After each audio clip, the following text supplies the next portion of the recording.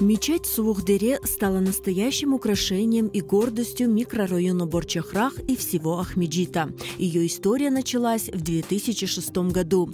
Тогда местные жители своими силами пытались построить джами, но на начальном этапе строительство было заморожено. Спустя более 10 лет местные инициативники вернулись к идее возобновить строительство.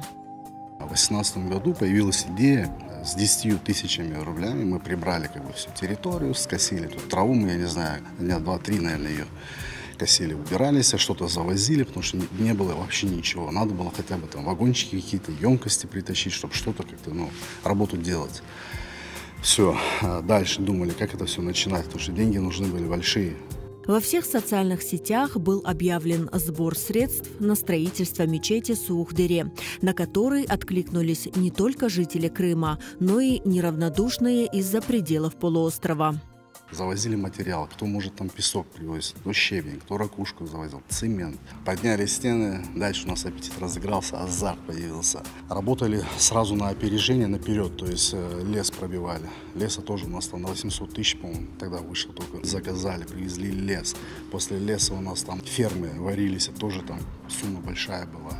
Нашли, кто сварит, в общем, все это подготовили. Ну и получилось так, что вот 18-й год, 19-й год, 20-й год.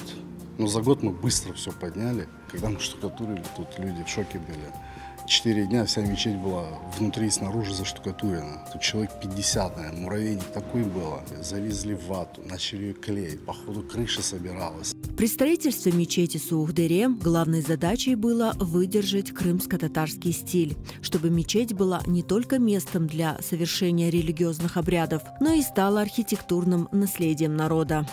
Крышу мы заказывали, черепицу, тоже долго выбирали, хотели национальное что-то. Черепицу, поэтому мы нашли в виде ханского дворца. Привозили нам ее, сейчас я могу путаться, это Испания или Италия, то есть оттуда мы заказывали. Дом Аллаха надо делать из самого лучшего материала, чтобы он остался на века. Стены, конечно же, по проекту были другие, но именно саман всегда и везде использовался в отделке в наших домах. Это всегда было просто, приятно глазу. Это использовалась солома, желательно брали там ячмень, она более чистая. Брали, глину, там наносили и просто звездочкой покрывали. И тогда стены дышали, и в этом помещении находиться было комфортно.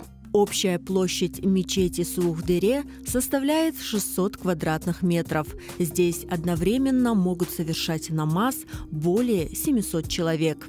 Наш джами считается двухэтажным, то есть основной это нижний этаж для мужчин, а верхний сделали для женщин. Женский, этаж вмещает примерно 100 человек, до 150 это потеснится, если нижний этаж, я думаю, где-то 600 человек спокойно вместится, потому что у нас еще есть территория при входе.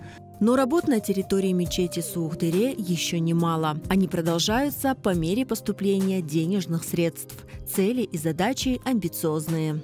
Есть у нас, михраб, мы его должны отделать. Пока я еще не нашел мастеров, будем искать, работать над этим. Остался у нас потолок. Потолок тоже будет, ручной орнамент делаться. Люстру, наверное, иншаллах, мы тоже хотели бы вручную собрать здесь. В планах первый приоритет, это, наверное, будет Абдесхане. Потому что ее нужно запустить, так как уже очень много людей приходит. А в дальнейшем, конечно же, самая главная цель – это школа хафизов. Она будет строиться, иншаллах, у нас на 3 этажа. Проект у нас готов уже.